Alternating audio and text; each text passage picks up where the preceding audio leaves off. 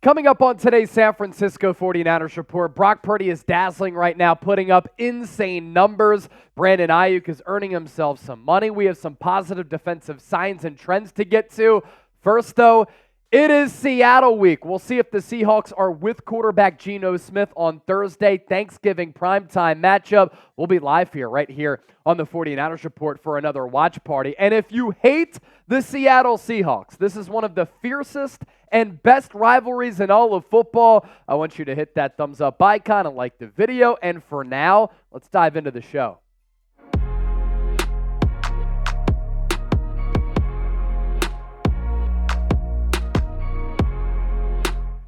It's a Victory Monday here on the San Francisco 49ers report by Chat Sports. I'm Chase Sr. Earlier, by the way, we did talk about that Talanoa Hufanga injury news, out for the year, confirmed with that torn ACL. Now, a lot to get to, and it's all presented by True Classic. They have a great deal for the faithful. Look, holiday season is coming up. Black Friday is Friday.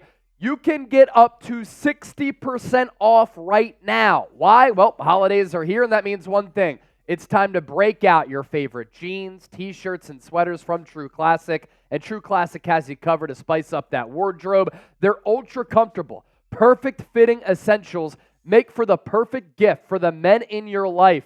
Everything they make is crafted with premium fabrics to help you look and feel great anytime and anywhere. I'm rocking the polo on today's show. I got myself this. Able to save a lot of money as well. And right now, limited time this November, they're giving our listeners and our viewers a special Black Friday deal all month long.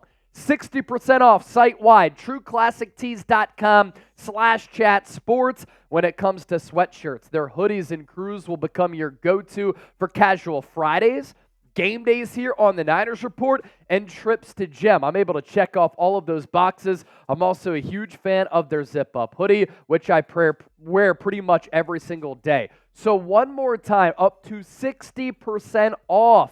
We're going to put that link down below in the comment section and in the description of this video. We appreciate True Classic for making today's show possible. Let's start off with this. What is there left to say with Brock Purdy? He continues to dazzle, putting up insane numbers. Yesterday against the Tampa Bay Buccaneers, he was nearly perfect. Literally, a quarterback rating of 158.3, the first Niner to do that since Joe Montana in 1989. A look at the numbers, flawless. 21-25, 333 yards, 3 touchdowns, no picks, and that rating of 158.3. He was making throws, dropping dimes, throwing dots all over the yard at all 3 levels. And right now, after that performance against Tampa Bay, he is number 1 among all quarterbacks in these categories. Quarterback rating, 115.1.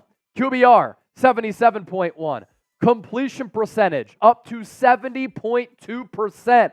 Touchdown percentage, 6.5%. Passing success rate, 56.3%. Yards per attempt, largest since the NFL merger at 9.7. Air yards per attempt at 10.2. Yesterday was not a good day for the dink and dunk crowd. And yards per completion at 13.8. Ladies and gentlemen, that is not all. Going into this year, coming out of Iowa State, everybody said Brock Purdy doesn't have a good arm. It's a noodle arm. He can't make plays downfield. He's a byproduct of Kyle Shanahan's system. He's putting an end to those arguments. On throws of 20-plus air yards this year, Brock Purdy is completing 63% of his passes. He's 19 of 30. That's number 1 in the NFL. So clearly, arm strength is not an issue. He has great touch and accuracy downfield where he can layer balls to his receivers at all 3 levels. Yesterday, 76-yard touchdown to Brandon Aiyuk, a couple of seam and number balls to George Kittle. Football is about execution. A lot of quarterbacks out there miss those throws. Brock Purdy is hitting them. You can't take that away from the kid. Per next-gen stats, he finished 7 of 10 for 213 yards and 2 touchdowns on passes of over 10 air yards against the Bucs. He was really just surgical on Sunday, as we talked about during our watch party, where 100,000 people worldwide tuned in. And of course, as I noted, first Niners quarterback with that passer rating of 158.3 since Joe Cool did it in 1989. You take a look at the throwing chart here, the blue all for touchdowns. So don't tell me that he's just throwing these short and intermediate footballs. He's not. And look at how he's utilizing the entire width and the entire length of the field. What Brock Purdy is doing right now has to be recognized, has to be appreciated, has to be respected. And for anybody out there who's saying that he's not right now playing like a top 10 quarterback, you don't know ball, because the numbers tell a different story, and he's passing the eye test right now. Completion percentage over expected, 13.7%. Brock Purdy, he's looking every bit of the real deal, as we talked about last week. Now make sure you subscribe to us here on the San Francisco 49ers Report for daily Niners analysis. Yesterday during our watch party, surpassed 101,000 subscribers. So if you want Niners content every single day for free, not behind a paywall like The Athletic, then subscribe right now. Let's segue to Brock Purdy's number one receiving weapon yesterday in Brandon Aiyuk against the Bucs. Had himself arguably the best game of his career, and this is a player who's gotten better and better every year that he's been in the NFL since being that first-round pick out of Arizona State in 2020. Year 4, he's never played better. 5 catches, a career-high 156 yards, and that 76-yard dime from Brock Purdy that had the defensive back flailing up in the air like a fish out of sea and then dropping to the ground like a fish on the deck after you catch that fish, because that Purdy throw was terrific. Aiyuk currently 10th in the NFL in receiving yards, despite being tied for 43rd in targets. So he's 10th in the NFL in receiving yards in a run-heavy system, 43rd in targets. He's maximizing his opportunities. Damn near every time he's catching the football, it's going for a first down. Him blossoming, him growing, him developing, it's been a pretty special story, and right now Aiyuk playing like one of the best wide receivers in the NFL, and according to Pro Football Focus, I took a look at these numbers today, Aiyuk is the 3rd highest graded wide receiver in the NFL behind Tyreek Hill as well as A.J. Brown. From the offense to the defensive side of the ball, back-to-back games in which this San Francisco defense has brought it. A week after having 5 sacks and forcing 4 turnovers against the Jags, 4 sacks and 2 giveaways forced by San Francisco against Tampa Bay. That was a Buccaneers team, as we talked about in the lead up to that matchup. They hadn't been giving the ball away a lot, but they had been taking it away a lot. And now San Francisco, last 2 games, a clean slate, clean brand of football, yet they're forcing giveaways. That is a formula to have a lot of success in this league. The birthday boy, number 54 All-Pro Fred Warner, everywhere. And when you go back and watch the film with what Fred Warner was able to do, that's what you call an absolute game changer.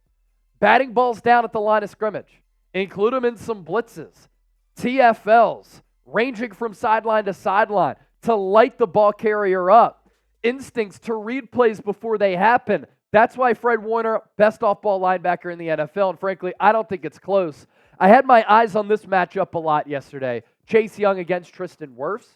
Wirfs, one of the best left tackles in the game, had not given up a sack all year until Chase Young was able to get to Baker Mayfield late in the game. Chase Young also able to push the pocket a couple of times, forcing Baker Mayfield to step up. That led to some sacks, one for Eric Armstead. It led to some errant throws and some throwaways. Chase Young making his impact be felt. Going to be really hard for San Francisco to not bring a player like that back, to continue to pair him up with Nick Bosa at defensive end, and him post-game on NBC Sports Bay Area packing that fat lip. Hashtag football guy. For the Niners, tackling has been much better. More on that in a moment. But how about the secondary as well? 11 pass breakups against the Bucs. By the way, Deommodore Lenoir, number 3 in the NFL for the longest streak without giving up a touchdown in coverage at well over 300 snaps. Going back to this point here, tackling has been much better. During that Niners 3-game losing streak, so uncharacteristic of them to have so many missed tackles.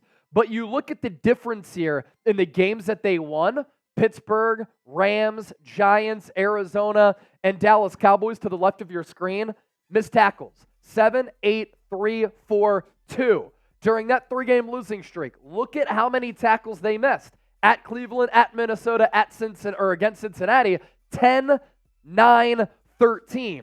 Back-to-back games, San Francisco has combined for just 11 missed tackles. When you miss tackles, that allows drives to extend even longer. It keeps the opposing offense off the field. It tires your defense out. It halts and changes momentum. And it's just overall sloppy play. Not the standard of a team that has Super Bowl aspirations. Before we hop on out of here, it's a loaded week here on the San Francisco 49ers Report. Second show today, we talked about Talanoa Hufanga's injury a little bit earlier, as well as the impact of Jair Brown. We'll be live tomorrow, Tuesday, 5:30 p.m.